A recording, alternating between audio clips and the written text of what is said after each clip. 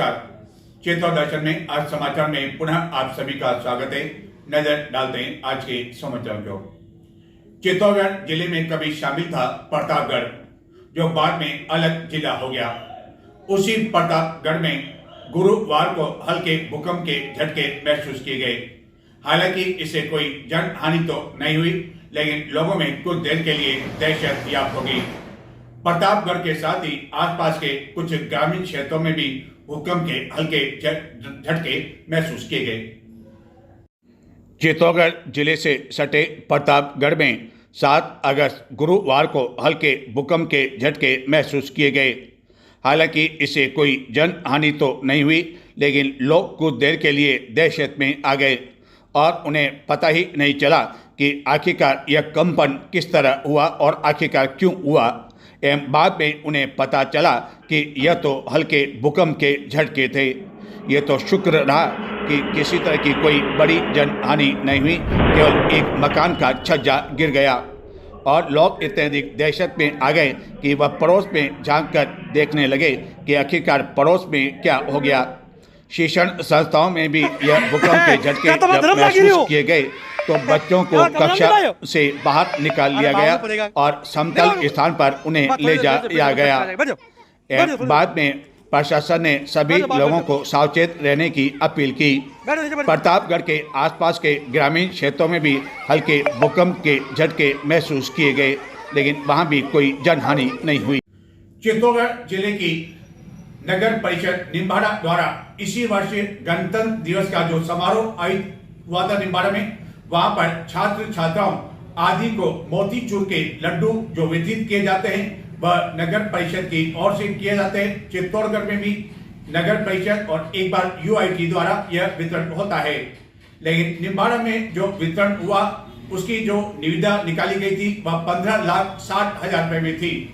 लेकिन इस वर्ष आयोजित होने वाले स्वाधीनता दिवस पर जो लड्डुओं का वितरण किया जाएगा उसकी निविदा निकाली गई 24 लाख रुपए, यानी कि संख्या वही।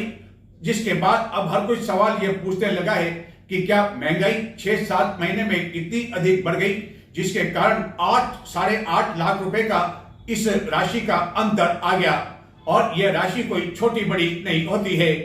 जिसके बाद अब यह भी सवाल उठने लगा है कि नगर पालिका जो अब कर्मोन्नत होकर नगर परिषद के रूप में बदल चुकी है, तो क्या महंगाई इस कारण बढ़ गई या कमीशन बढ़ गया या भ्रष्टाचार इस कर्मोन्नत होने के कारण बढ़ गया। चित्तौड़ दर्शन के पास उपलब्ध है नगर पालिका निम्बाड़ा का वह निविदा सूचना जो कि जारी की गई थी 22 जुलाई 2024 को, यानी कि 2024 में जो 15 अगस्त था उसके लिए यह निविदा जारी की गई थी। और इस निविदा में जो राशि थी स्वाधीनता दिवस समारोह के लिए नुक्ति के लड्डू, मिठाई एवं अल्पाहार की व्यवस्था करने का कार्य जो लागत थी वह थी 12 लाख रुपए और यह 2024 का निविदा और उसी अनुसार यह लागत तय की गई थी और आदेश दिया गया था। स्वाधीनता दिवस 2024 के लिए छात्र एवं छात्राओं आदि के लिए नुक्ति का जो वितरण होता है, लड्डू का जो वितरण होता है एवं अन्य जो अल्पाहार की व्यवस्था की जाती है, 12 लाख रुपए का यह अनुमानित तय की गई थी राशि और उसी अनुसार यह कार्यादेश भी दिया गया था, यानी कि आदेश दिया गया था। और ये नगर पालिका द्वारा जारी की गई एक और निविदा सूचना जो कि इस वर्ष आयोजित गणतंत्र दिवस के लिए की गई थी। 9 जनवरी 2025 को यह निविदा निकाली गई थी और जो स्वाधीनता दिवस 2024 के लिए लागत थी 12 लाख, वह हो गई 15,60,000 रुपए। और वही गणतंत्र दिवस समारोह, पहले स्वाधीनता दिवस समारोह और वही मिठाई के मोतीचूर के लड्डू एवं अल्पाहार की व्यवस्था, यानी कि इस स्वाधीनता दिवस से लेकर गणतंत्र दिवस के बीच में राशि का अंतर बढ़ गया 3,60,000 रुपए। 3,60,000 रुपए बढ़ गया।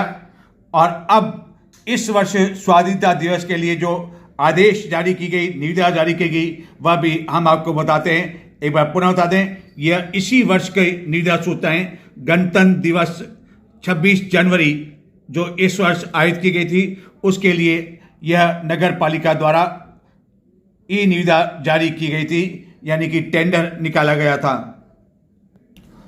और यह गत दिनों 3 अगस्त को निविदा निकाली गई इसी वर्ष स्वाधीनता दिवस समारोह के लिए, और यह राशि बढ़कर हो गई 24 लाख रुपए, यानी कि इसी वर्ष गणतंत्र दिवस के लिए जो राशि थी 15,60,000 वह हो गई 24 लाख रुपए।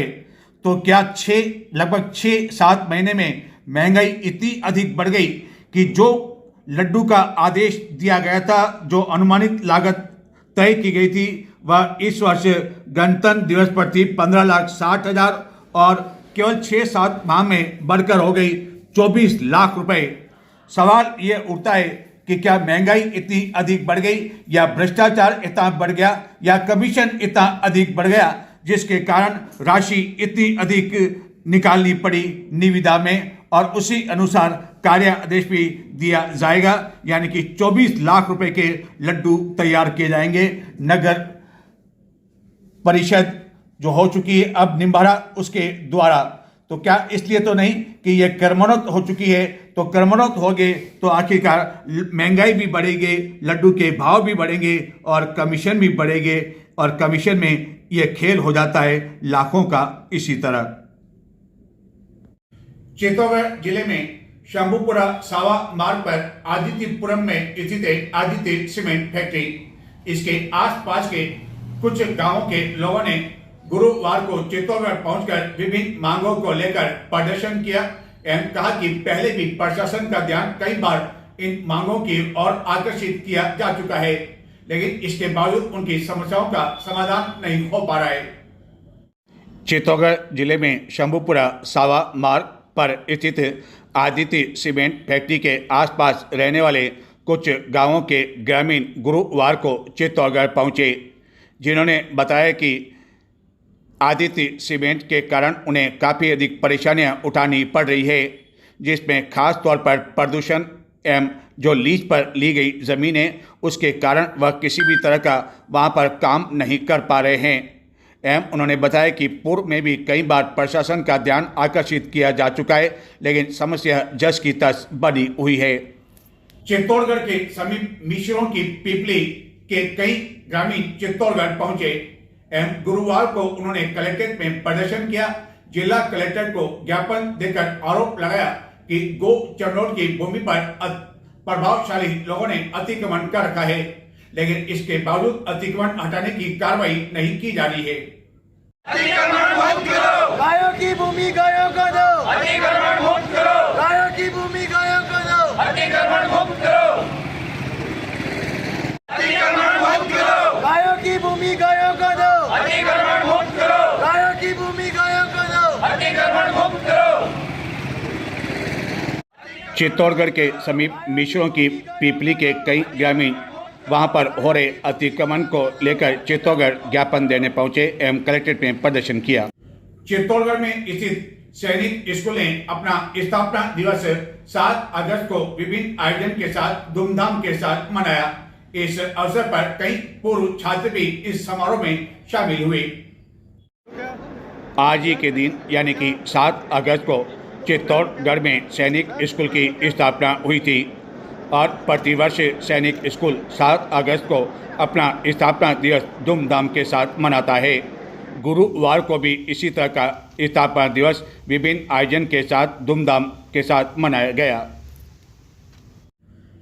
क्या किसी दोस्त के साथ दोस्ती करना इतना अधिक महंगा कभी कभी हो जाता है कि लेने के देने पड़ जाते हैं। ऐसा ही कुछ 2 दोस्तों के साथ हुआ, जिनके साथ 11वीं और 12वीं कक्षा में एक अन्य छात्र पढ़ा करता था, जो वर्तमान में उदयपुर में पढ़ाई कर रहा है। और उसने इन दोस्तों को कहा कि वह चित्तौड़गढ़ आ रहा है और कुछ देर आराम करने के लिए उसने नेहरू नगर सैंती में रहने वाले इन दोस्तों के कमरे के जो किराए पर रहते हैं उसकी चाबी मांग ली। और चाबी लेने के बाद यह दोनों दोस्त अपने अपने प्रशिक्षण ट्रेनिंग के लिए रवाना हो गए।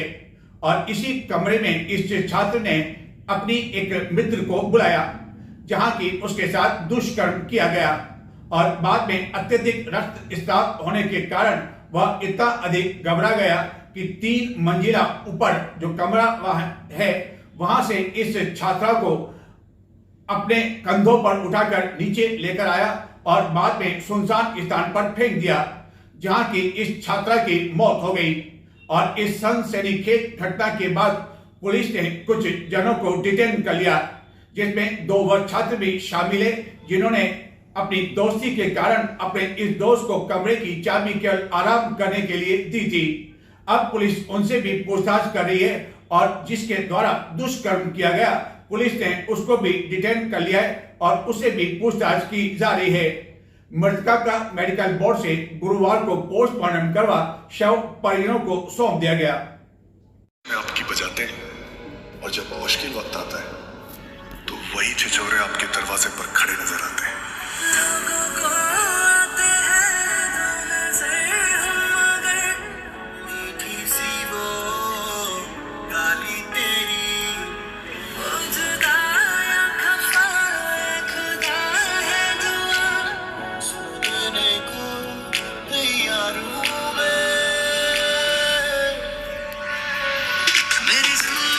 दोस्ती को लेकर यह तो केवल चंद लाइनें थी, लेकिन चित्तौड़गढ़ के शहरी क्षेत्र में स्थित नेहरू नगर में इसी मकान में तीसरी मंजिल पर निवास करने वाले राहुल धाकड़ और कमलेश वैष्णव को शायद सपने में भी उम्मीद नहीं होगी कि वह अपने दोस्त को केवल आराम करने के लिए अपने उस कमरे की चाबी देगा जहाँ की वह केवल 3 महीने किराए पर रहने के लिए आया था। और राहुल धाकड़ और कमलेश वैष्णव दोनों ही नर्सिंग की ट्रेनिंग कर रहे हैं एवं जिस दोस्त को उसने चाबी दी, दोनों दोस्तों ने वह उनके साथ 11वीं और 12वीं कक्षा में पढ़ाई किया करता था और वह भी चित्तौड़गढ़ जिले का निवासी है, जो कि वर्तमान में उदयपुर में निवास किया कर रहा है।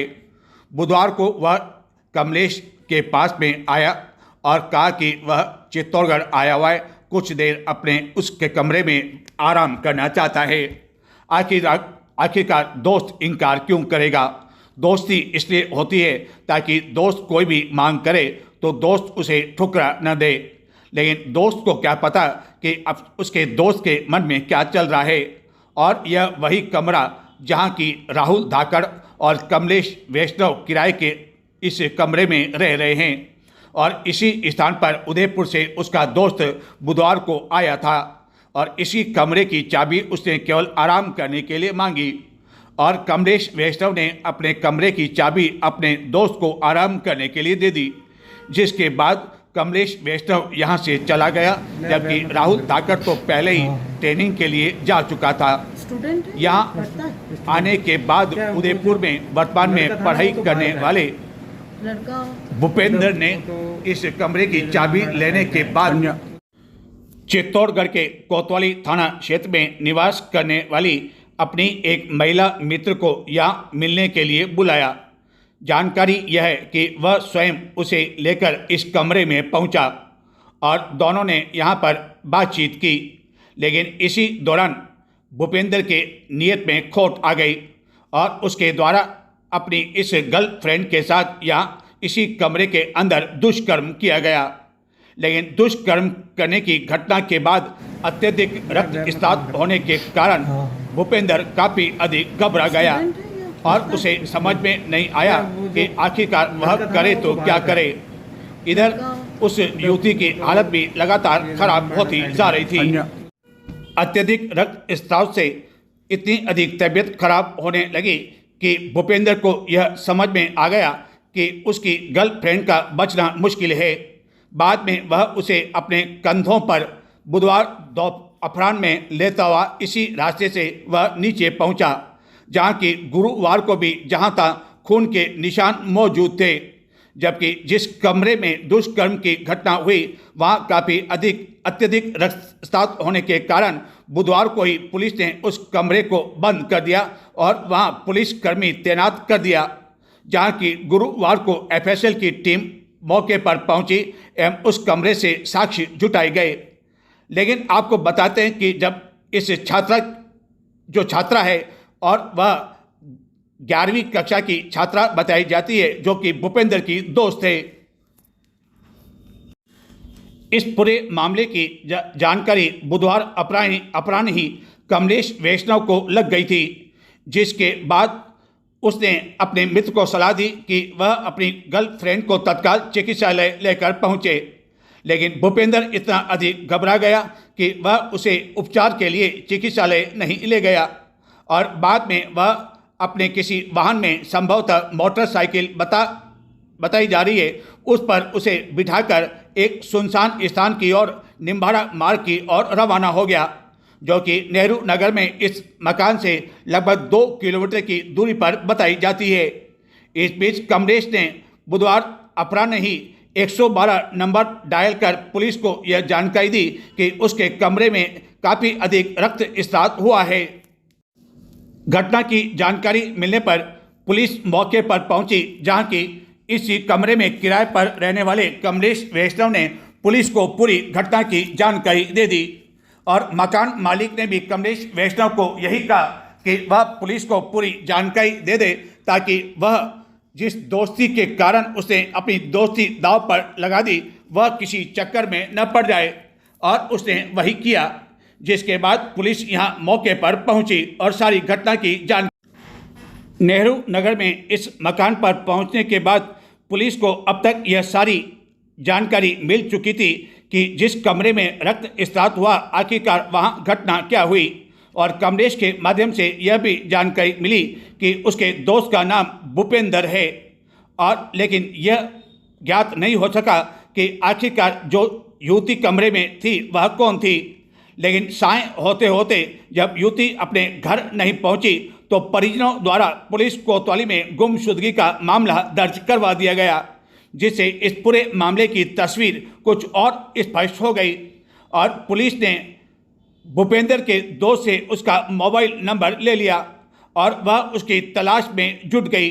इधर गुमशुदगी की रिपोर्ट भी इस युवती के परिजनों द्वारा दर्ज करवाई जा चुकी थी, जिसके बाद अब सबसे बड़ा चुनौती थी पुलिस के लिए उस युवती की तलाश करना, क्योंकि चिकित्सालय में उस युवती को ले जाया ही नहीं गया और जिस तरह रक्तस्राव इस कमरे के अंदर और बाहर देखा गया उससे पुलिस को भी शंका हुई कि दाल में कुछ। इस पर पुलिस ने आला अधिकारियों को भी इस संपूर्ण घटनाक्रम के बारे में जानकारी दी। आखिरकार बुधवार रात होते होते पुलिस उस भूपेंद्र तक भी पहुंच चुकी थी, जो कि इसी स्थान पर, जो कि निम्बाड़ा मार्ग पर स्थित है। यहाँ पर सुनसान स्थान पर, जहाँ की कोई भी आता जाता नहीं है, अपनी गर्लफ्रेंड को मृत समझकर यहाँ पर फेंक कर फरार हो गया। लेकिन पुलिस को उसके मोबाइल नंबर का पता लग चुका था और वह उसके पीछे लग चुकी थी। बाद में पुलिस ने उसे डिटेन कर लिया, जिसने पुलिस को बताया कि उसने ही अपनी इस मित्र को कमरे में बुलाया था और बाद में उसके साथ दुष्कर्म किया और अत्यधिक रक्तस्राव होने की वजह से वह काफ़ी अधिक घबरा गया और बाद में इस सुनसान स्थान पर फेंक कर वह फरार हो गया। बाद में बुधवार रात्रि को पुलिस के आला अधिकारी इस स्थान पर मौके पर पहुंचे। रात भर पुलिस का यहाँ पहरा लगा रहा ताकि कोई भी यहाँ सबूत से छेड़छाड़ न कर सके। गुरुवार को यहाँ एफएसएल की टीम भीलवाड़ा से बुलाई गई, जिसके द्वारा इसी सुनसान स्थान पर जहाँ की छात्रा को फेंका गया था वहाँ से साक्ष्य जुटाए गए।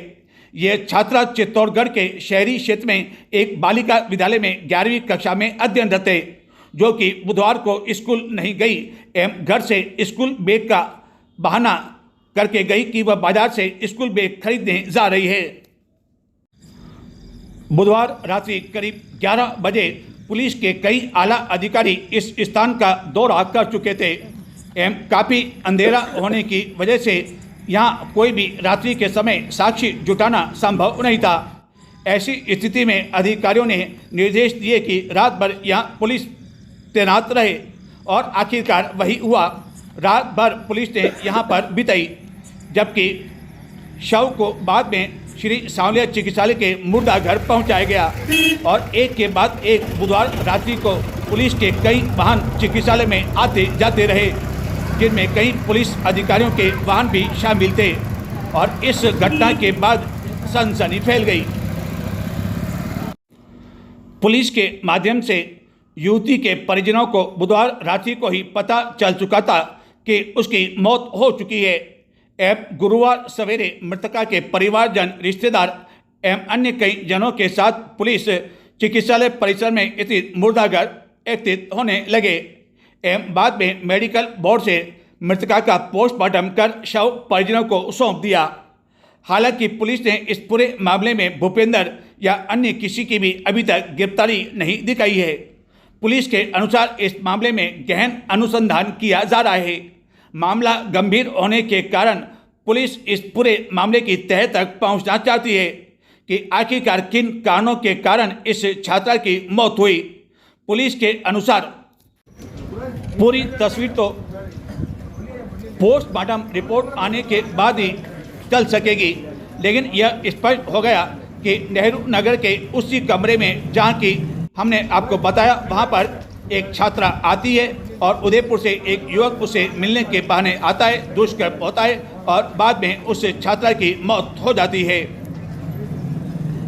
भाई और बहन का पवित्र प्यार का पर्व रक्षाबंधन शनिवार को 9 अगस्त को मनाया जाएगा। 9 और 10 अगस्त को बहनें रोडवेज की बसों में निःशुल्क यात्रा कर सकेगी और इस पर्व को लेकर गुरुवार को चित्तौड़गढ़ के बाजार में रंगत देखने को मिली। व्यापारियों के चेहरे खिल उठे। साय होते ही मुख्य बाजार में इतनी अधिक भीड़ थी कि पुलिस को चौपहिया वाहनों पर भी रोक लगानी पड़ी। इस दौरान मिष्ठान विक्रेताओं के साथ नारियल की दुकानों पर भी काफी अधिक भीड़ देखने को मिली। बहनें अपने भाइयों के लिए मनपसंद राखी की खरीदारी करते हुए देखी गई। भाई और बहन का ऐसा पवित्र प्यार होता है, ऐसा अटूट बंधन होता है, जिसके चलते कई बार भाई अपनी बहनों के लिए जान दे देते हैं, जबकि कई बहनें अपने भाइयों के लिए भी प्राण न्यौछावर कर देती है या बाजी जान दांव पर लगा देती है। और उसी भाई बहन के पवित्र प्यार का पर्व है रक्षाबंधन, जो कि चित्तौड़गढ़ एवं पूरे देश में 9 अगस्त को शनिवार को मनाया जाएगा। और यह शुक्र है कि इस वर्ष रक्षाबंधन एक दिन ही मनाया जाएगा, क्योंकि कई बार यह भ्रांति उत्पन्न हो जाती है कि रक्षाबंधन जैसा पवित्र पर्व भी दो दिन मनाया जाता है और वह सब कुछ तिथियों के कारण होता है। लेकिन इस वर्ष ऐसा कुछ भी होने वाला नहीं है और 9 अगस्त को ही यह पर्व मनाया जाएगा। और एक अच्छी बहन एवं भाइयों के लिए खबर यह भी है कि इस दिन वह किसी भी समय राखी बंधवा सकेंगे और बहनें अपने भाइयों की कलाई पर राखी बांध सकेगी और भाई अपने सामर्थ्य के अनुसार उन्हें उपहार देंगे और उसके साथ ही जीवन भर उनकी रक्षा करने का वचन भी देंगे। रक्षाबंधन पर्व को लेकर हालांकि काफ़ी समय पहले ही चित्तौड़गढ़ के शहरी एवं उपनगरीय क्षेत्रों में राखियों की दुकानें, विशेष काउंटर सज चुके थे, लेकिन गुरुवार शाम को जिस तरह बाजार में भीड़ उमड़ी, उसे व्यापारियों के चेहरे खिल उठे एवं जगह जगह नारियल के ढेर भी देखे गए। हालांकि इस वर्ष नारियल, जिसे श्रीफल कहा जाता है, उसके भाव में काफ़ी अधिक तेजी है। यही नारियल गत वर्ष रक्षाबंधन के दिन 100 रुपये में 5 मिल रहे थे, लेकिन भाव में इतनी अधिक तेजी आई कि इस वर्ष एक नारियल 30 रुपये में बिक रहा है। नारियल विक्रेताओं के अनुसार आवक कम होने की वजह से भी यह तेजी आई है और रक्षाबंधन पर्व होने के कारण चित्तौड़गढ़ का जो मुख्य बाजार है, सब्जी मंडी मार्ग, जहाँ की अब तक हाथ ठेला वालों को खड़े रहने की अनुमति नहीं होती थी, वहाँ कम से कम प्रशासन ने उन्हें इस तरह की छूट दी कि वह इस त्यौहार तक यहाँ अपना व्यवसाय कर सके, जिसके कारण व्यापारियों ने राहत महसूस की। एवं न केवल शहरी बल्कि ग्रामीण क्षेत्र की भी कई बहनें यहाँ पर आई और अपनी मनपसंद राखी खरीदते हुए देखी गई। इस दौरान कई छोटे भाई भी अपनी बहनों के साथ आए, लेकिन उनकी नज़र इन मोती वाले राखियों पर नहीं थी। वह तो तलाश कर रहे थे कार्टून वाले राखियों की ओर, ताकि वह अपनी कलाई पर बांध सके एवं अपने दोस्तों को भी वह ईर्ष्या स्वरूप दिखा सके कि उसकी बहनों ने उनकी कलाई पर कितनी अच्छी कार्टून वाली राखी बांधी है। एक समय वह था जबकि बहनें अपने भाइयों की कलाई पर केवल रेशम की डोरी बांधा करती थी और उसी रेशम की डोरी को लेकर कई फिल्मी गीत भी बन चुके हैं। लेकिन समय बदला और उसके साथ ही सब कुछ बदला। आधुनिकता के साथ साथ राखियों ने भी काफ़ी कुछ बदलाव होने लगा। बड़ी कंपनियों ने भी यह महसूस कर लिया कि जब समय बदलाए तो ऐसी स्थिति में उन्हें भी अपने पैर पसारने चाहिए। और अब हालत यह है कि चांदी और सोने की राखी भी बनने लगी है और रेशम की डोरी तो अब केवल नाम मात्र के लिए खरीदने लगी है और यह केवल ग्रामीण महिलाओं तक ही सीमित होकर रह गई है। अब राखियों का हाल यह है कि कम से कम बहनें राखी खरीदती है तो बजट उनका पहुंच जाता है 400-500 रुपये, क्योंकि बाज़ार में इतनी अधिक महंगी राखियां आ चुकी है कि बहनों को भी समझ में नहीं आता है कि आखिरकार वह सस्ती राखी की खरीदारी करें तो कैसे करें। यानी कि अन्य त्योहारों की तरह रक्षाबंधन का त्यौहार भी अब महंगा होता जा रहा है, लेकिन इसका असर बहनों और भाइयों पर इसलिए नहीं पड़ता है कि एक ही यह त्यौहार ऐसा होता है जो उनके प्यार को और अधिक प्रगाढ़ करता है। हालांकि जब दीपावली का त्यौहार होता है तो उस समय भाई दूज का पर्व भी मनाया जाता है, लेकिन वह भाई दूज का पर्व कई लोग नहीं मनाते हैं। लेकिन रक्षाबंधन का एक ऐसा पवित्र पर्व है जो कि गरीब से लेकर अमीर बनाते हैं। चाहे कितना ही गरीब व्यक्ति क्यों न हो, वह अपनी बहन से राखी बंधवाता है। यहाँ तक कि देश की सीमा पर रक्षा करने वाले सेना के जाबाज जो हैं उन्हें भी बहनें डाक से राखी भेजती है। हालांकि दुआ वह करती है कि वह अपने भाइयों को अपने हाथ से राखी बांध सके, लेकिन ऐसा अवसर नहीं मिल पाता है। और बहनों के लिए अच्छी खबर यह भी है कि राजस्थान सरकार ने इस वर्ष उन्हें एक दिन नहीं बल्कि 2-2 दिन फ्री में सफ़र करने की छूट प्रदान कर दी है। यानी कि दूर दराज क्षेत्रों में बहनें अपने भाइयों के पास जाती है तो वह 9 अगस्त को जाने के बाद 10 अगस्त को फ्री में लौट सकती है। तो ये थे आज के समाचार। नमस्कार।